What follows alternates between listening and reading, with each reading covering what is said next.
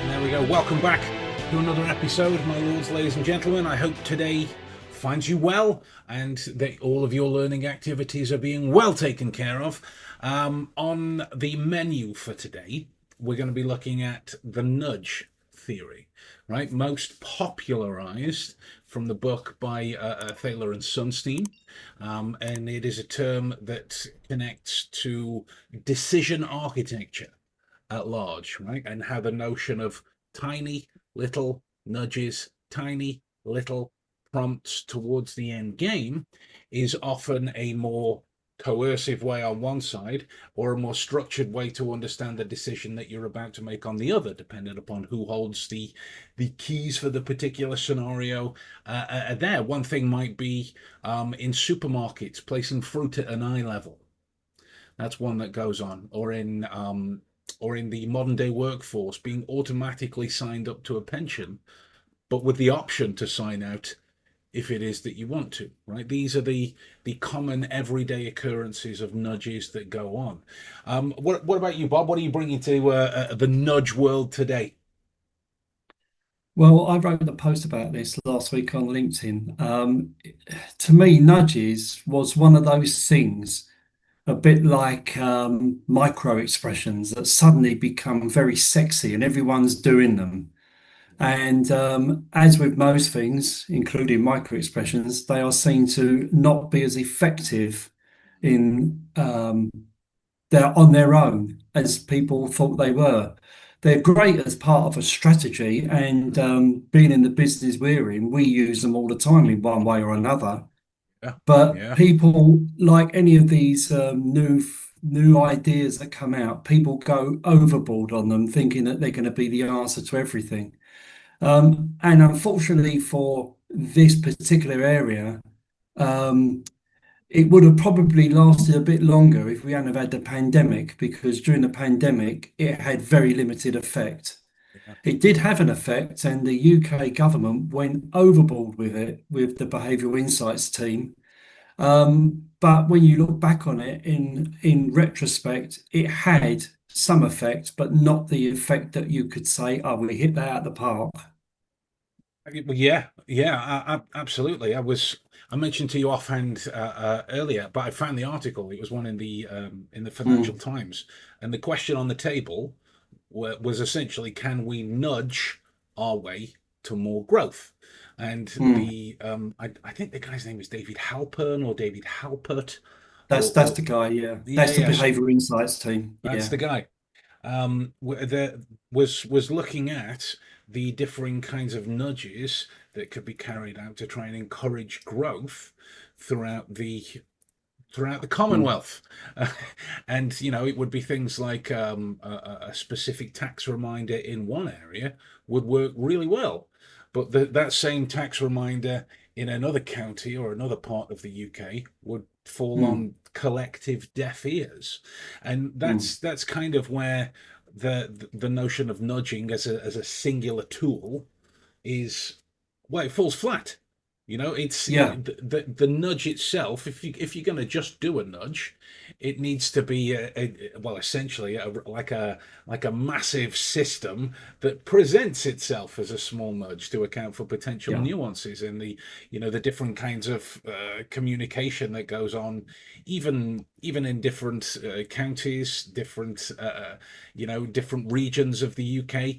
As singular as the accent changes are, the Mm. behavioral changes are there too, the thinking changes are there too, the interactional changes are there too. It would be analogous to somebody from New York meeting somebody from the Midwest, right? You might be able to Yeah, bond over a couple of things, but your thinking patterns and your differing kinds of yeah, styles of interactivity would be worlds apart. These are yeah, the kinds of things that we're looking at. yeah. I think that long before we had the term nudges, this was still something that was around. Behavioral economics is where it come from. But even before that, I mean, these things don't just get thought up by someone. They look at human behavior and they look at what we do. Mm, And we nudge people all the time. We put little tags on in the comments to make them agree with us. mm, We do it all the time, and this is just a more formulated way of that. I first come across it, not even knowing what it was, when I visited Amsterdam for a meeting, and noticed a fly on the urinal in the men's toilets, and thought, "What's that there for?" Little did I know that it's been put there for you to aim at when you're going to the toilet, and so that was one of the very first ones that I saw, and some of it was very significant in my yeah. mind. And when you think of the pandemic, Ben, what's the messaging that you got from the government that sticks in your mind? Those three steps, wasn't it? Hands, face, space. Yeah, Those types of things that stuck out, and make sure that you stand on your doorstep and clap for the NHS. yeah, These singular little things that contribute to yeah, like a behavioural zeitgeist, almost. yeah. Those stick out readily for me. You know, the one that sticks in my mind is from that guy Halpern that you mentioned. It doesn't get mentioned a lot. These other ones do, like save the, stay at home, Yeah. save the NHS. But the one that he said that I thought was really brilliant, he said behavior is contagious. Oh, And that's I thought that nice. was really brilliant, but That's nice. it wasn't simple enough, I don't think, for most people to sort of click in their mind what it actually meant. But he Yeah. said it at least three times that I know, that in when he was actually speaking. And I think that's a brilliant thing. Behavior is contagious. Behavior is contagious. Wow. I mean, that's yeah. What a wonderful sentiment. We often talk about like happiness being contagious, or the infectious notion of laughter, Mm, these types of things, but specifically to the time as well.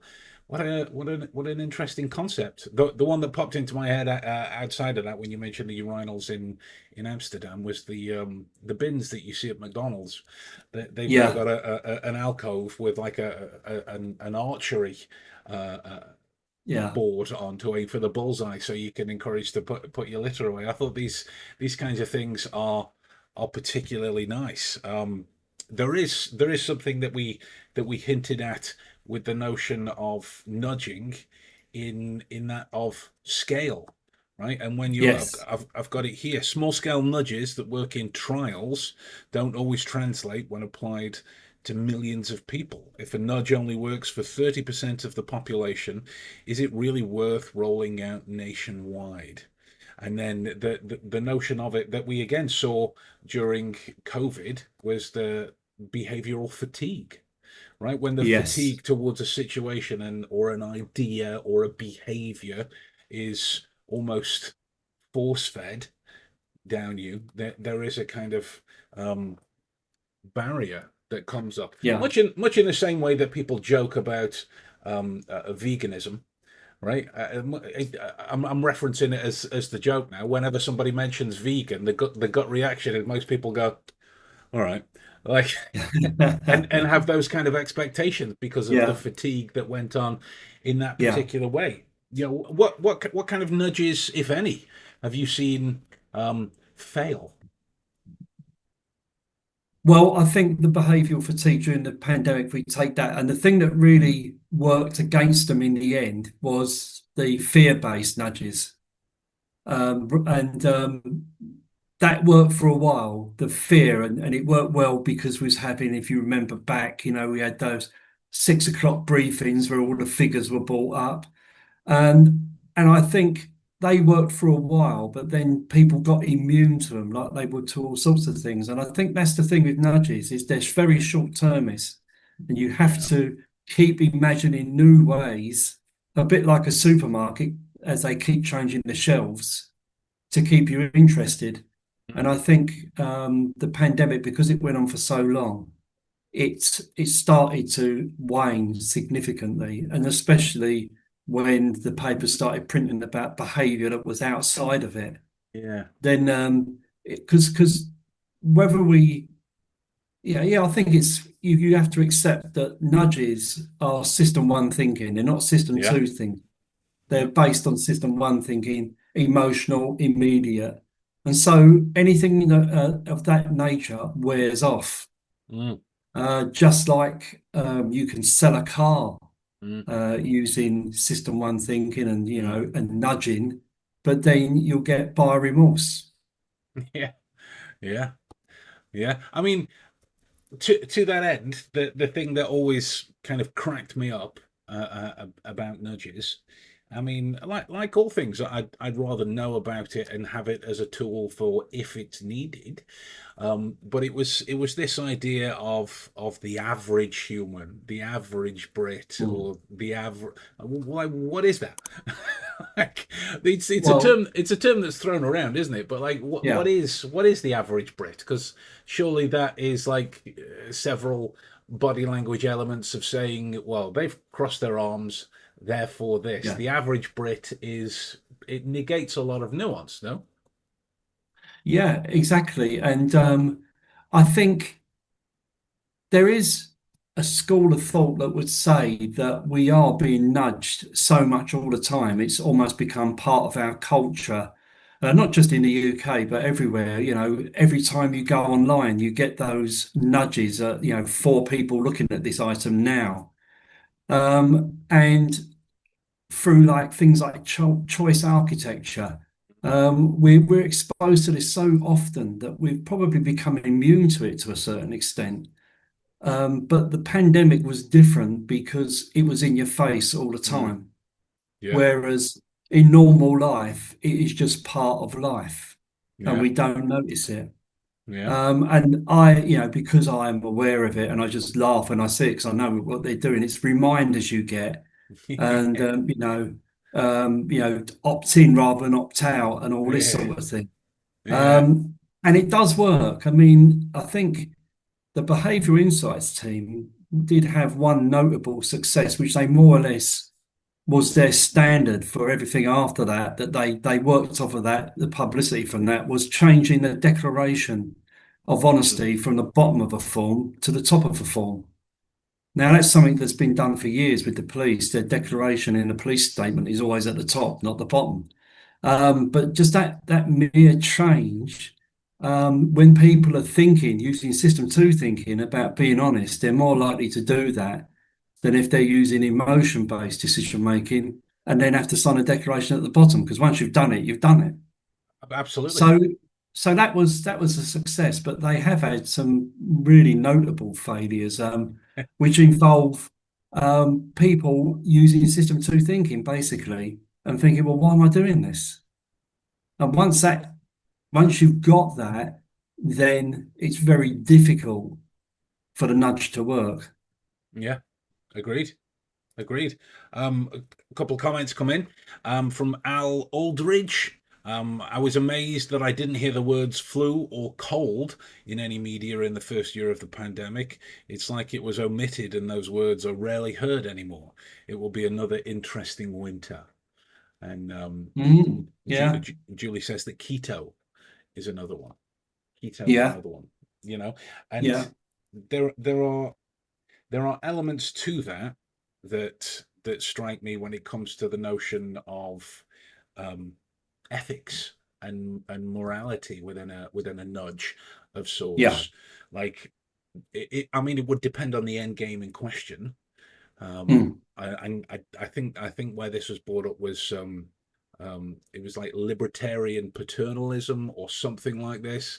The reference to the like the patriarchy and governmental structures and who's doing what and all this type of thing was like, is it more uh, ethically honest to say to the people or the group or the constituents that you are trying to nudge that you are in some kind of a um, behavioural experiment, yeah, if you want to think about it that way. I mean, there are certain things that got like anytime a political discussion comes up, if you hear the word immigration nudged on every side, if there is a mm, topic around conspiratorial beliefs of any nature, you might be rigged, might be allow you to be nudged on any side, or these types of things. Is it how do we figure out, as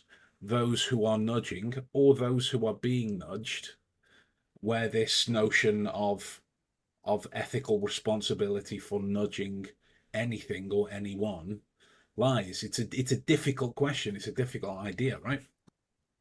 Yeah, certainly. And I've had this discussion many times with people. This notion that we have free will, does that actually exist? Do we have free will? Mm. I mean, that's another subject we could cover in much more detail, but we are nudged so often Yeah. by so many different sectors that the notion of free will, I think we're all influenced because that's all free of all nudging Mm. is covert Mm. influence. Yeah. And in the jobs that we do, we know all about that. The only difference between us and the guys who nickel your money out your bank account is that we do it for ethical reasons. We do it to build relationships and for people to better understand their others and connect better. But there is no this track for these people and this track for this people. It's all the same techniques, but just used for different outcomes. Yeah. Yeah. I mean, you see it like in the kind of personalization structure of it. I saw something referenced the other day as influencer gray. Like, no, the color is gray. The Yeah, nudge is the connection towards influencer if you want to be, that kind yeah, of role on social media, or a literal influencer of whatever it is that's going on. That was one that stuck out, as it struck me that there was just a brazen attempt as a yeah, nudge, because it yeah, didn't really make sense. But yeah, I thought it was funny that the term influencer was in there. It was a composite part of it. yeah, The influencer grey idea, but it raises this thing, at least for me, that a nudge doesn't always have to um, start with a behavior. It can start with no, an action or an yeah, object or a thing or something yeah, inanimate that is designed to encourage yeah, a behavior, or designed to encourage a particular way of thinking. The one that sticks out in my mind is, and I don't know if this has traveled overseas at all, but in certain shops or supermarkets that are local to me, and most places throughout the UK I've been, there is the sticker, the image of the police officer that's yeah, just kind of stuck to the front of the door, and the clear designation is to nudge people into behaving yeah, inside said particular store. But the sticker itself is just a sticker, yeah, right? What's been your yeah. experience of those types of Well, nudges? before we do that, first of all, that I think that has been around for so long. It's a bit like they used to have cut-out policemen and put them on motorway bridges to make people slow down. Yeah. I don't think we're as social. We're not social norms are not like they used to be. And maybe now, if you watch the TV all the time, the social norm is to shoplift, not to not shoplift. And Yeah. so they don't work. But I've got a question for you, Ben. Oh, go on. What is with your work in the mentalism and all that sort of thing, you must have a favorite one that's really worked for you. Oh, I do. Your Oh, it's all right, cameras. I'm back. Yeah, I'm back. It came out. I am still here. Can you hear me? We can still hear you. We can just see a big old black square. Yeah, sorry about that. No, it's all right. I'm turning it back on. Hold on. There you go. It's back on. It It came is. it got tangled up. Yeah, so what's been your most productive, or does one stick out for you? Yeah. Um, Usually the nudges in that area are designed to get people comfortable with talking about personal data, right? Those are the kinds of nudges that you Yeah, need to be able to do what it is that you do. So my kind of preferential way of doing it is to bring up the topic, include everyone in the language, but focus the detail on my personal data and my personal sure. stuff. It would be things like, um, so obviously we all know how challenging it is to come up with with a pin code that nobody could figure out, and yet we choose numbers that are easy to remember, which means that more often than not we're choosing dates of births, particular years or particular dates that Mm. stand out to us as a way of getting by. And I'm watching for, Yeah, reactions and responses in the individuals to see if any of that kind of thing landed, yeah, or the notion of nudging. Um, it's not necessarily confrontation, but it's nudging a disagreement out of yeah, somebody with a polarizing question. You could be like, yeah, so obviously we believe in aliens, and then you get the disgruntledness, or the yeah, flat out disagreement, and good, I'm glad you brought it up. And these types of almost elicitation nudges yeah, in those particular situations have been reliable sources for yeah, uh, uh, comfort levels, or well, comfort levels to drop around personal data, but also getting them to bring up their own ideas as yeah, well. Those are the kind of little things in that way. It's the notion of always agreeing with someone. Like if you, I don't know, uh, uh, uh, like, what are your opinion on psychics to somebody, and somebody says, oh, I don't believe in it, and you go, mm, you absolutely, you know what, me neither. Next table, what is your opinion on psychics? Do you know, I'm a big fan of, I'm a big believer, my auntie's a psychic. Me too as well, I love it. There's so much insight we can get in those kinds of scenarios. So there are the combinations of nudging potentially personal connections out of complete strangers, and then supporting them the yeah, whole time. Those are the easiest ways to do it, because those kinds of situations were around making friends with strangers immediately.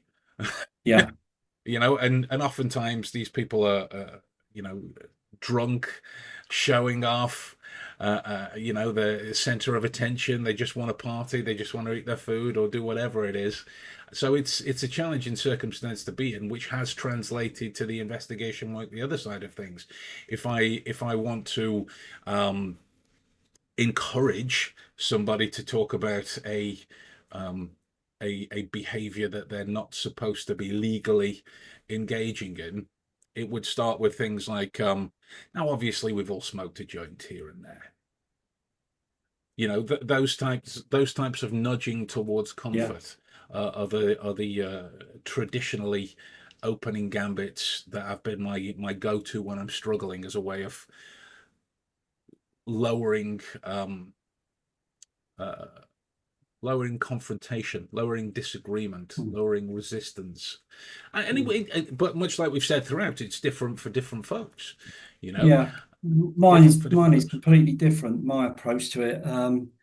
I'm more of asking permission, like I actually did with you before you answered that question. I said, "Is it? Oh, I'll ask you. I've got a question for you. If that's okay." Yeah, That is a nudge total because nudge. it's getting agreement. But also, one that I use a lot is vulnerability. Vulnerability, if I can Mm. say it, vulnerability. And I can remember one. When I was working doing penetration testing, Yeah. and they had the company I worked for had a female employee who they were a little bit thought might be a bit loose-lipped, Mm. and so I engineered to be in the environment with her on a couple of occasions. So straight away I wasn't a stranger because she'd Mm. seen me a couple of times, and during those two times that I had seen her before, I made sure she saw me. And Mm. then I used vulnerability. I sat down near her, made a big play of that I had a new phone and I couldn't work it, and just said, "Can you help me? I don't know how to do this. Can you help me?" Yeah. And that was the in to start the conversation. So, Fantastic. like you say, you can use, it has to be thought through, Oh yeah. and the nudges have to be right for that person because having seen her a couple of times, I could see that she was quite a pro-social person, Mm. and that it would work with her, and it did. And Mm. obviously, I'd done a bit of research on it beforehand. Of course. Of So course. nudging, and the thing about that is, an important thing is, there's this big push, and I know you're involved in it with Jim and myself to a certain extent of interviewing. Why we have to be so careful with interviewing, because it is so easy for the interviewer to be nudging that person towards what they think is the truth Mhm. rather than getting the truth from them. Absolutely. Absolutely. It's yeah, I mean for those of you that want to read up about the failures with interviewing in that way, just look at the read technique. Yeah, There was a lot of structural issues with the delivery of that, and did result in the nudging that is, as we know, it is a unique situational bind to be in. I'm just going to mention these couple of comments here that have come in. mm, Um, Al Aldridge says, a great topic. I've never really heard of the nudge, and now I'm thinking that the prescribed language heard in Canada was get the vaccine to help others. Is it that's safe it. to safe to label that a guilt nudge? Yeah, Yeah, yeah, yeah, it is. Um, yeah. and Mr. Jane says, in the future, I would like to hear more about this topic. I really like the nudge theory and the idea that behavior is contagious. Yeah, I think it's we shouldn't over, and I think the whole sort of proposition we're putting here in is that nudging, like everything, is just part of Mm, behavioural analysis. You can tell when someone's trying to nudge you, but I mm, certainly can, and you can notice that. You can notice when you're trying to be nudged uh, by just the choice architecture and everything you get when you go online. mm, But just remember that it's just part and it doesn't work on its own. And it is always part of a bigger picture. mm.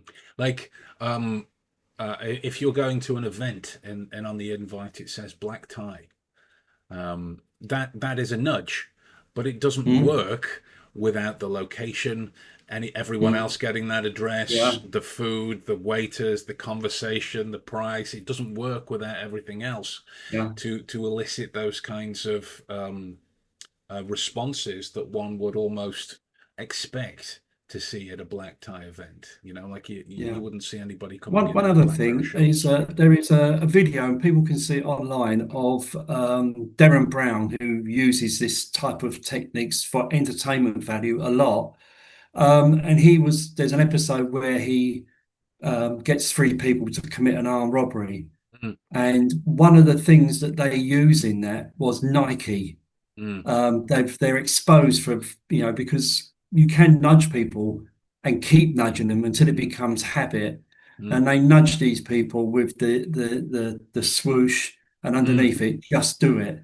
And Yeah, that's what these people saw on a massive billboard just before they were robbing the van. If you believe it, and I do tend to believe that it was right, yeah. that you could, and in a way, that type of nudging where you do it continually for an outcome is probably the nearest you can get to conscious hypnosis, I think. Yeah, yeah. I mean, absolutely. Nudges have a link, at least linguistically, to the covert hypnosis kind of Yeah, thing. And Derren Brown's The Heist, it's called. that's it. The That's it. Heist. It was a great show. It was a great show, and Yeah, a lot of those, well, a lot of performance pieces of any kind. When you think about it, they are nudges. Like, yes, if you're a fan of horror movies, is it just as scary to see Boo the serial killer jump out, or is it more scary to hear a noise in a bush, or see that a knife's missing, or where's this person gone, or what's the strange noise outside? Jaws is a fantastic example of that. The mm, whole the whole shooting the shooting of the film from underneath, so that every time you see that shot from yeah, underneath, you're oh god, and the nudge brings you mhm, closer and closer towards the edge of your seat. The same with anything. The continual prompts towards a specific way of thinking, or feeling, or acting. This is the nudge theory in yeah, action. It is the notion that behaviors, or rather behavioral change, can't be forced. It is more prudent and longer lasting if it is shaped, or, pun very much intended, nudged. yeah, yeah, yeah. So, what final thoughts do you want to leave them with today? Well, I think it's probably from choice architecture because that's one of my favourite parts of this thing they call nudging, which is giving people options. Never give them two options because that's binary. It's either yes or no. Give them a third option, and then people think they've got choice, although you've actually stacked it in a way that the choice is being made for them. And it works really well. Used to do it a lot even before this was a thing with my children. Not you are going to do your homework. You can do your homework now. You can do it before tea, or you can do it after tea. Yeah, But admit the words because you don't want to be confrontational, but you will be doing it. Just leave those words out. Just give them three options, and that's the essence of choice architecture is that you think that they've got free will and they're making it themselves, but you've put parameters on it for them. So that's my final thought. love that. Love that. For me, it would be uh, build awareness of the nudges you give, but the nudges that are used on you. Because Yeah, in terms of behavioral analysis, both are illuminating. Both mm, of them are. yeah, So with that in mind, folks, we'll love you and leave you for today. As always, if you've got anything out of it, we'd love to hear from you in the comment section of whatever channel you're watching or listening to this on. If you haven't subscribed to the channels already, this is your time to do so. Click on the bell so you get notified when each new episode drops, and that is a small gift to us that allows us to keep bringing these episodes to you. And so, yeah, have a wonderful Friday, and we'll see you again next week for another behavioural intelligence discussion. All right, guys, take it easy. bye.